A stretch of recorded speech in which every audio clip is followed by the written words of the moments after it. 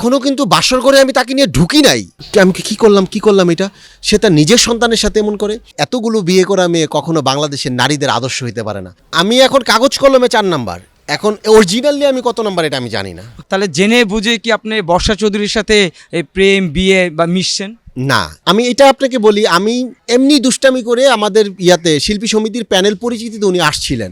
আসার পরে আমি ভাবছি যে এসিড দগ্ধ মেয়েটার মনে বিয়ে হয় না। আমি দুষ্টামি করে না বললাম, তোর এমন একটা মেয়ের বিয়ে করে জীবন কাটাই দেব।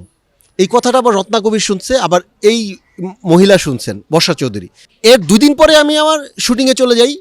3 দিন পরে ওইখানে উনি প্রতিদিন যাচ্ছে। যাওয়ার পর আমি বলতেছি যে একভাবে উনি বলে ফেলছে যে আমার তো বিয়ে হয়েছে। আমি কি বলেন, আমি কিন্তু কিছুই জানি না। বিয়ে হয়েছে, আমার 2টা বাচ্চা। আমি টোটালি ফুললি তাকে অ্যাভয়েড করছি যে না, এটা আমার পক্ষে কোনোভাবেই সম্ভব না। আপনার 2টা বিয়ে এবং 2 ঘরে 2টা সন্তান, এটা কিভাবে সম্ভব হয়? এরপরে আমার ছবির শুটিং শেষ হয় আপনার 15 তারিখে। আমি 15 তারিখে হঠাৎ করে অসুস্থ হয়ে যাই। উনি আমাকে ওনার বাসায় নিয়ে আসে। বাসায় আনার পর উনি আমার যে যত্নটা করে, ডাক্তার কাছে নিয়ে যাওয়া, হাসপাতাল কাছে নিয়ে যাওয়া, পরে আমার হৃদয়ের মধ্যে আমার একটা সফট কর্নার জাগছে যে আচ্ছা, একটা মানুষ, আমি তো সেদিন মরেও যেতে পারতাম, উনি আমাকে এত যত্ন করছে, আচ্ছা ঠিক আছে আমি বিয়েটা করি। বিয়ের যেদিন বাসর ঘর হবে রত্না কবিরের বাসায়, ওনার যে এক বছরের যে শিশুটা জায়ান, এই জায়ান কান্না করতেছিল যে মা বউ সে যে বাসর ঘরে চলে যাচ্ছে। আপনি খেয়াল করবেন যে বিষয়টা কত দুঃখজনক একটা সন্তানের কাছে। তখন ওই বাচ্চার যে হেল্পিং মানে কাজের মহিলা, ওনাকে শাউট করে একটা ধমক দিল যে তোমাকে টাকা দেই না, একটা বাচ্চাকে তুমি রাখতে পারো না। এখনও কিন্তু বাসর ঘরে আমি তাকে নিয়ে ঢুকি নাই। আপনার গেইটের মধ্যে এই সিগন্যালটা আমি পাই। তখন আমার মনের মধ্যে আমি কি করলাম এটা, সে তার নিজের সন্তানের সাথে এমন করে। এলো কেয়া সুপার বিউটি সোপ, নতুন রূপে নতুন সৌরভে, ভিটামিন ই সমন্বয়ে, শুধুমাত্র তোমারই যত্নে, কারণ তুমি স্পেশাল। এরপরে পরের দিন তার ঘটনা, এগুলো আর বলতে চাই না। এগুলো সব দেখার পরে আমার মনে হয়েছে যে আমি যখন বৃদ্ধকাল হবে, এই মেয়ে তার নিজের সন্তানের সাথে আচরণ করতে পারে, অ্যাজ এ হাজব্যান্ড হিসাবে আমি যখন বৃদ্ধ হব, সে আমার সাথে কীরূপ আচরণ করতে পারে। দেন আমি ডিএ তাইব ভাইকে আমি জানাই, যেহেতু ডিএ তাইব ভাই এ বিয়ের উকিল ছিলেন, আমি তাইব ভাইকে বলি যে ভাইয়া, মানে কোয়াইট ইম্পসিবল, আমি ওনার সাথে সংসার করতে পারবো না। এক কথায় যদি বলি যে উনি কোনো মানুষের মধ্যে পড়ে না। পরে আরও এরপরে রুমি রহমান মারা যাওয়ার পর ওনার যে একটা বিয়ে, আমজাদুল ইসলাম জেকি, তার বিয়ের কাবিননামা, তার পরিবারের লোকজন আমার সাথে যোগাযোগ করতে থাকে। দেন আমি ওইখান থেকে চলে আসি। এরপরে ভাই বিশ্বাস করেন, একদম আল্লাহকে সাক্ষী রেখে বলি, সে যতগুলো কথা বলছে প্রত্যেকটা কথা মিথ্যে।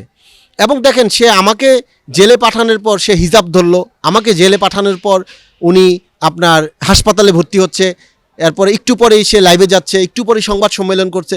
এই যে তার নাটকীয়তা, এগুলো না আমি জেল থেকে বেরিয়ে অডিয়েন্সকে আমি বুঝাইতে পারি নাই। এবং আমি যখন ভাবছি যে না, আমি অডিয়েন্সকে এখন বুঝাইতে গেলে অডিয়েন্স উল্টা রিয়াকশন করবে, তখন আমি কি করছি, আমি আল্লাহকে বলছি যে আল্লাহ, পৃথিবীর আর কেউ জানুক বা না জানুক, কে সত্য কে মিথ্যা, আপনি কিন্তু আল্লাহ রাব্বুল আলামিন জানেন। এই দেন আপনারা এখন সব জানতেছেন যে আসলেই কে অপরাধী। আচ্ছা, এখানে আপনার নির্দোষের বিষয়টা কি? সে কি মানে ডিভোর্স হওয়ার পর মানে বিয়ে করতে পারবেন না, তার বিয়েটা কি আপনি কি অপরাধ হিসেবে দেখছেন? আমি আপনাকে বলি, উনি বিয়ে করছে, এটার জন্য আমি আলহামদুলিল্লাহ বলি। এবং আমি 2 রাকাত নামাজ পড়ে আল্লাহর কাছে সেজদা দিয়ে আমি একটা মানে তৃপ্তির ঢেকুর আল্লাহকে দিচ্ছি, এটা আমি খুশি হয়েছি। উনি যেই ভদ্রলোক সাংবাদিক, উনি বিয়ের জন্য বলছে যে আমি তাকে বিয়ে করছি, তাকে নিয়ে আমি 2 মাস ছিলাম। এই ভদ্রলোক খুব দৌড়াদৌড়ি করতেছে যে তার বিয়েটা প্রমাণ করার জন্য। তো একটা ছেলে, আপনি বলবেন যে আপনি একটা মেয়েকে, আপনি একটা পরিচিত পাবলিক ফিগার, আপনি একজন ধরেন নাম করা জার্নালিস্ট, আপনি বলবেন যে আমি তার সাথে আমার বিয়ে হয়েছে, আপনি বলবেন, বিয়ে হইলেই কিন্তু আপনি বলবেন, এটা অস্বীকার করার কিছু নাই। এবং তার সাথে রেকর্ডিংয়ে যে কথাগুলো বের হয়েছে, এটা চন্দ্র সূর্যের মতন সত্য যে তার লিগ্যাল হাজব্যান্ড ওয়াইফ তার এইটা। উনি বিয়ে করেছেন 19 অক্টোবর, ওই তার হাজব্যান্ডের ভাষ্য অনুযায়ী।